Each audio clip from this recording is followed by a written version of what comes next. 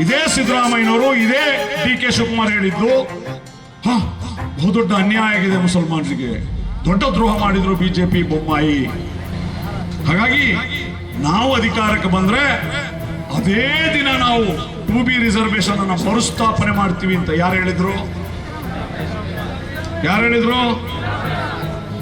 ಈ ನಾಚಿಕೆಗಟ್ಟ ಸರ್ಕಾರ ಕರ್ನಾಟಕ ರಾಜ್ಯದ 1 ಕೋಟಿ ಇರುವ ಮುಸಲ್ಮಾನರ 92% ಓಟು ತಗೊಂಡು ಇವತ್ತು 18 ತಿಂಗಳಾದ್ರೂ ಕೂಡ ಮುಸ್ಲಿಮರ 2B ಮೀಸಲಾತಿ ಮರುಸ್ಥಾಪನೆ ಮಾಡುವ ಮಾತಾಡ್ತಾ ಇಲ್ಲ. ಇವರು ಎಷ್ಟು ಓಟ್ ಕೊಟ್ಟಿದ್ದೀವಿ ಗೊತ್ತಾ ನೀವು?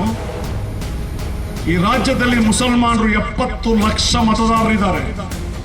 224 ಕ್ಷೇತ್ರಗಳಲ್ಲೂ ಇದ್ದಾರೆ. ಮಾನ್ಯ ಸಿದ್ದರಾಮಯ್ಯನವರು, ಮಾನ್ಯ ಡಿ ಕೆ ಶಿವಕುಮಾರ್ 136 ಸೀಟ್ ತಗೊಂಡು ಮೆರೀತಿದಾರಲ್ಲ. ಇಲ್ಲಿನ ಮುಸಲ್ಮಾನರು, ಇಲ್ಲಿನ ದಲಿತರು, ಇಲ್ಲಿನ ಅಹಿಂದ ವರ್ಗಗಳು ಕೊಟ್ಟ ಭಿಕ್ಷೆ ಅದು.